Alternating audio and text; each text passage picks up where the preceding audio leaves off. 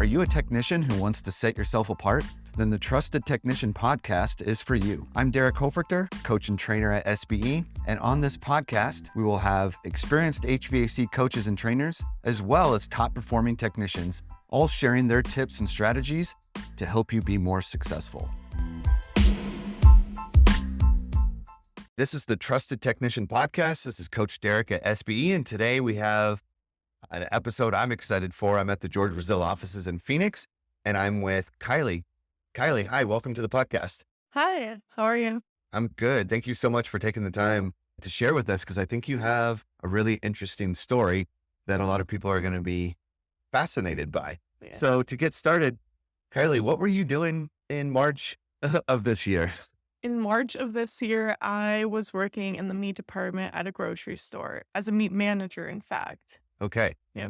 So tell me a little bit about that. Like, why did you get into that? How did you get into that? Tell me about managing the meat department at a grocery store. I mean, I first started as a courtesy clerk, but I went up until I turned 18 and went to the meat department. So my manager told me that he made a certain amount of money a year, and I said, okay, well, I'm going to take your job, so you better teach me everything you know as fast as you can. And he said, okay. And within a year and a half, I got promoted to an assistant meat manager. And within that year, I got promoted to a meat manager.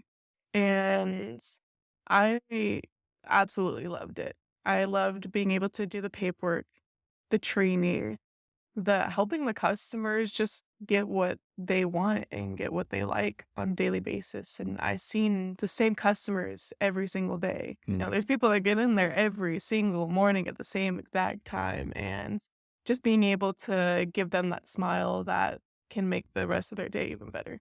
So you really enjoyed the customer interactions and the customer service part that went into that. It made it all worth it. Yeah. Okay. So up until March of this year, you're doing that. And now you're an HVAC technician. What happened? What happened in between that and now? I wanted to keep growing as my own personal goal. That's what it was. And unfortunately, I didn't feel that same support in that company. So one day I wanted to give it one more chance. So I called my supervisor and I go, hey man, I'm just, I really want to keep going. I don't feel comfortable for where I'm at, and I need your help. And he was just like, we're all really busy. We'll do the best that we can do. But I mean, until then, you're just going to kind of have to stay where you're at. And I was like, you know what? I don't believe that. You didn't like that answer? I did not like that answer at all. So as soon as I got off the phone with him, I applied on a job search. It was Indeed. Okay. And I applied for everything. I applied for dog grooming, for cleaning, HVAC. So you just technical.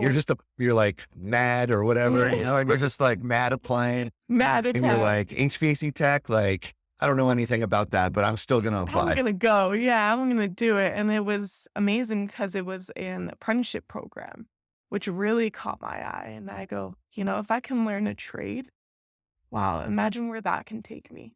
And again, not even knowing anything. I only knew that a filter went in your air conditioner and that was about it. So that was the one I was most excited about. Wow. So what was funny is that the next day, George Brazil, they called me. They were like, hey, do you want to do an interview next week? And I was like, I was like, could we do it today? And this was 8 o'clock in the morning. He was like, yeah, we could do it at 3 p.m. I was like, what about in an hour? Wow. I was like, I really want to get this going. And yeah, I went to the interview and it just felt like love and support as soon as we walked in the door, and they had no idea who I was. And wow.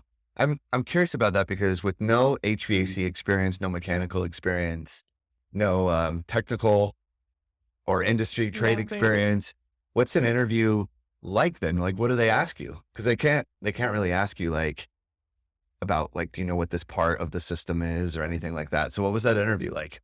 The interview was basically just telling them my story, and they ran through, this is what we offer as a company. This is where we want you to go. These are our goals for you. That's not an interview you typically have with the companies where they go, okay, here's where we want you in a year. We want you to make, this life. The I would say the most interesting part about that interview was the role play. Mm. They did a role play as if, you are looking for something for your daughter and I have to figure out what it was. Okay. So we went back and forth asking questions, and I unfortunately did not figure out what he wanted, but just the whole conversation itself is what caught their attention. Okay. Was the fact that I could sit down and I could be like, how are you doing today? And get what you like and your interests and figure it out from there. Okay. So the purpose of the role play then was they have some piece of info that they're not telling you Mm-hmm. and see if you are good at asking questions and like asking enough questions and kind of being a little bit of like a detective. Yeah. Yep. That's smart. That's a good role play. It was. And I eventually figured it out, but it was a skateboard. Him and his daughter wanted to ride Okay. a skateboard outside. The fact that I couldn't figure it out was pretty funny, but just being able to do that role play, put it into perspective of what this maintenance technician was going to be about. That is a good perspective, right? Of, okay, so it seems like I'm going to need to go into homes and ask a lot of questions and try to figure out what is it that they want. What is it that they want, not what you think they want. Yeah, Mm-hmm. I like that. Okay, so they offered you the job, obviously. Okay, so now between getting offered the job and, accepting and showing up for your first day, how long did it take before you ran your first call? Like, what would you consider like your first call after that? About how long did that take? How long does it typically take for maintenance or for people to go out in the field and take their first call? I would say in the industry, if we were to ask most HVAC techs and owners, they would say like a year or more than that.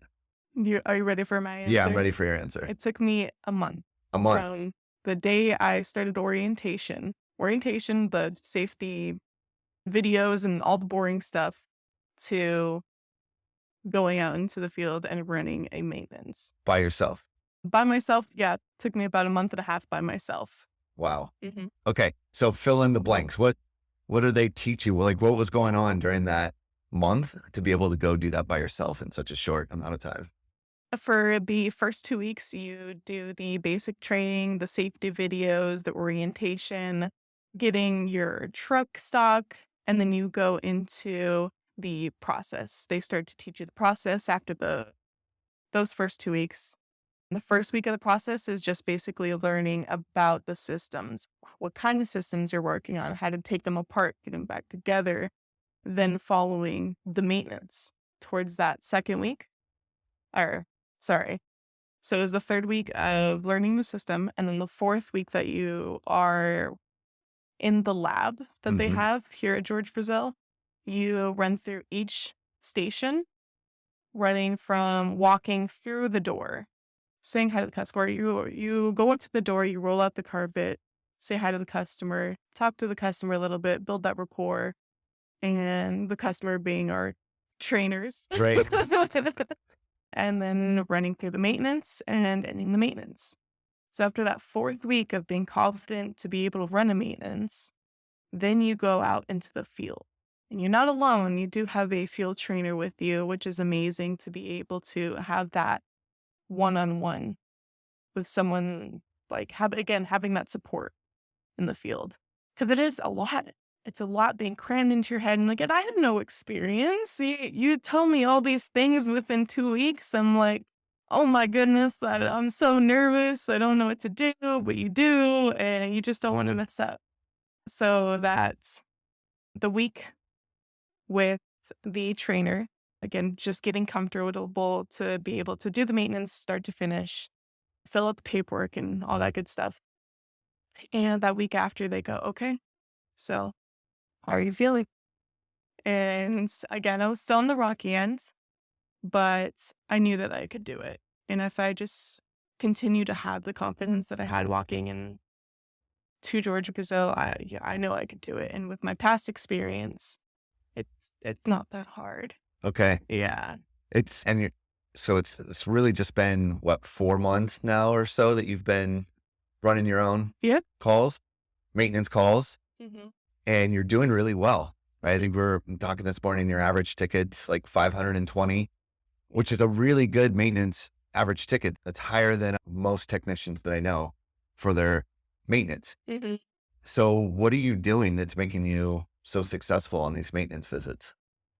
I just follow the process. Tell me, what does that mean? What's the process? The process is taking care of the customer and, again, figuring out what they want, what their needs are, what you can do to, again, give them, like, okay, this person took care of me today. I feel good today. You're giving that to the customer, and the customer gives that back to you. The process that we take is, again, rolling out that red carpet at the beginning as soon as you open that door and either giving them the handshake or even the call beforehand. We call every single customer 20 minutes when we're on our way to the customer. We could be at a gas station. Hey, can I get you a cup of coffee this morning? Hey, can I get you a drink? Mm. And they go, oh, like, no, no, that's okay. But I mean, imagine if someone called you and they offered you that if they were going to work on your car at an Right. auto It's just body so shop. unexpected. Yeah. Or they're offering you, hey, we have coffee over here. So that same taking care of the customer.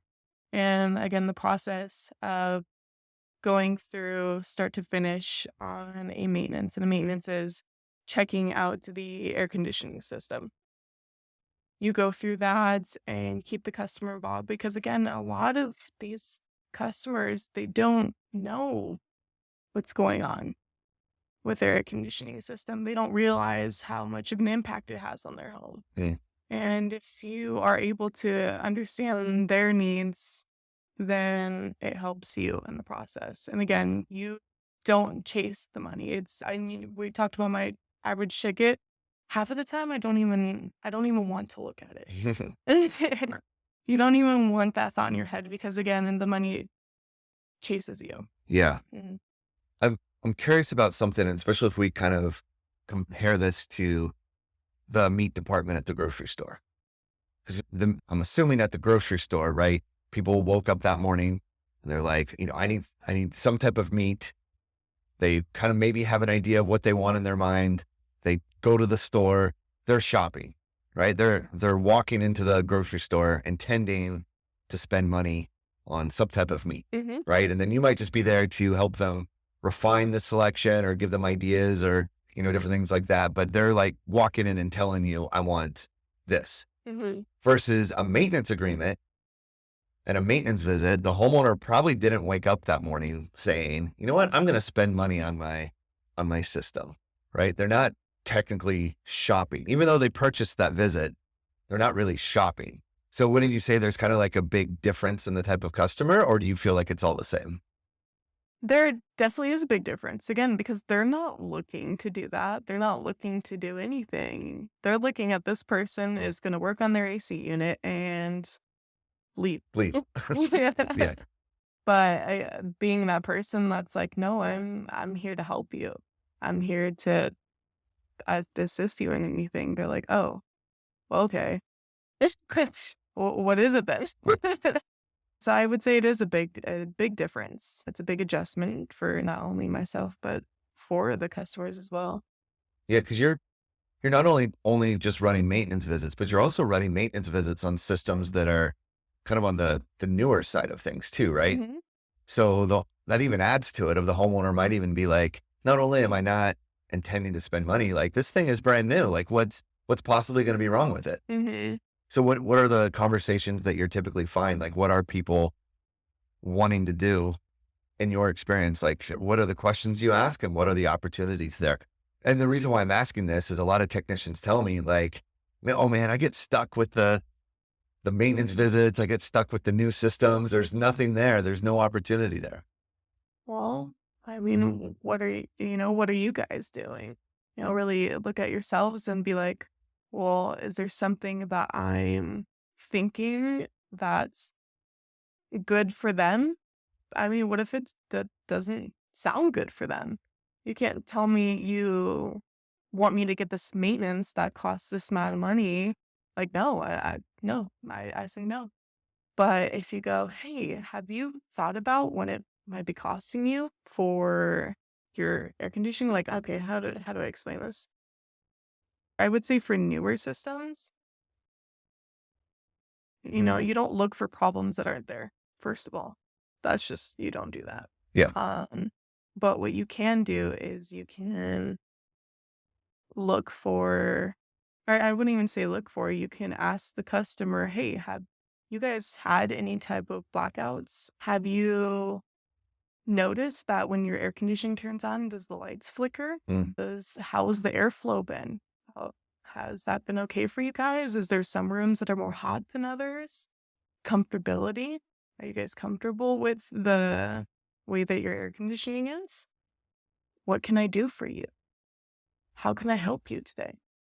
Mhm. Is there any questions that you may have had? And a lot of times you'll get customers that are like, no, like everything's perfectly fine. And okay, it is. Great. Let's have a good maintenance. Other times you'll get customers where they go, man, this room's been really hot. You don't go, oh yeah, I know what it is. It's you need new ducting in there. You don't do that. Even if you know the answer, you don't tell them that. And the reason why I say that is because they're telling you, hey, I have this problem.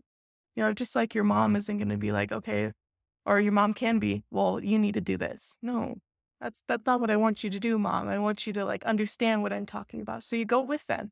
Do you feel like it's hot right now? Yeah, it is. It's been hot like this ever since home. Well, let's figure that out.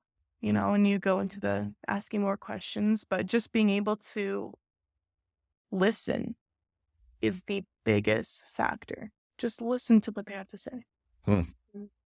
It is. And even though listening is kind of we might view it as like a passive activity, right? Sound travels into our ear hole, Yeah. but that's not really what listening actually is though, right? Like active listening. So what strategies or tips do you maybe have for a technician to help them get better at listening? The fact that I'm still learning, I would say to continue help them listen. And something that I've done is actually record yourself talking to a customer one day, or even it could be today if you're on your way to a house right now. Record yourself, just a small conversation that just with you and the customer. When you walk out of that room, you can record it and be like, okay, was I really listening to them? Because at that point, you can hear it from a different perspective.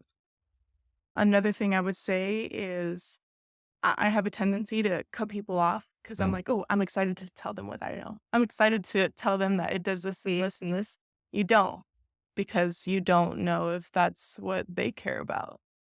And if you're wanting to be able to succeed, you can't do the same thing over and over and over again. It's the definition of insanity. You do the same thing over and over and over again, and you get the same outcome. It's you always try something different.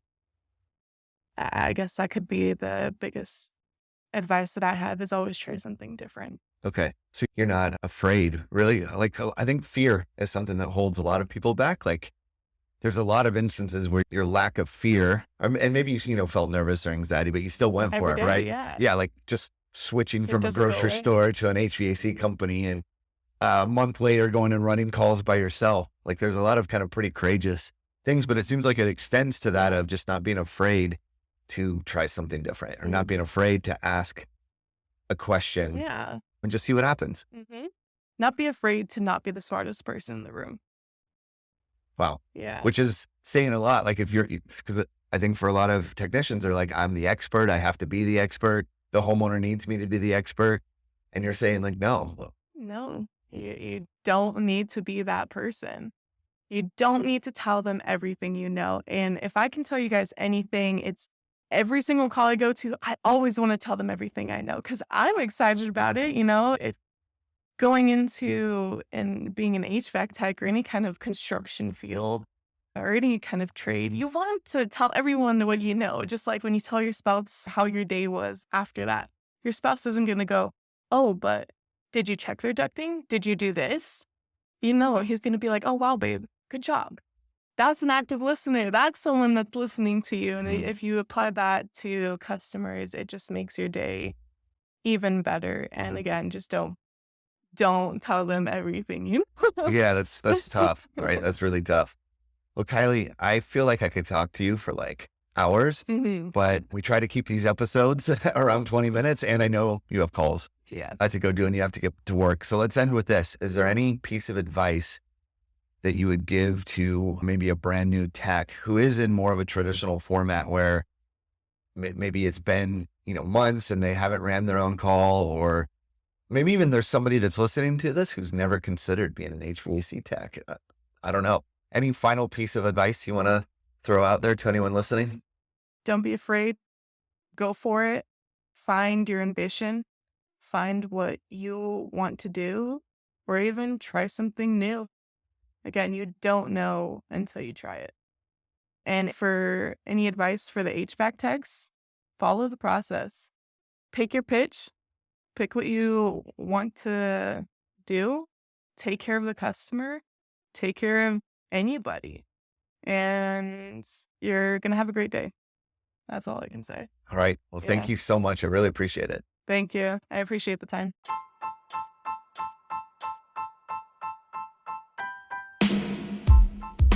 Thank you for listening to the Trusted Technician podcast. If you would like to learn more about SBE, you can find us online at sbeodyssey.com. If you enjoyed today's episode, we would appreciate it if you would leave us a review. Thank you for tuning in, and we'll see you next time.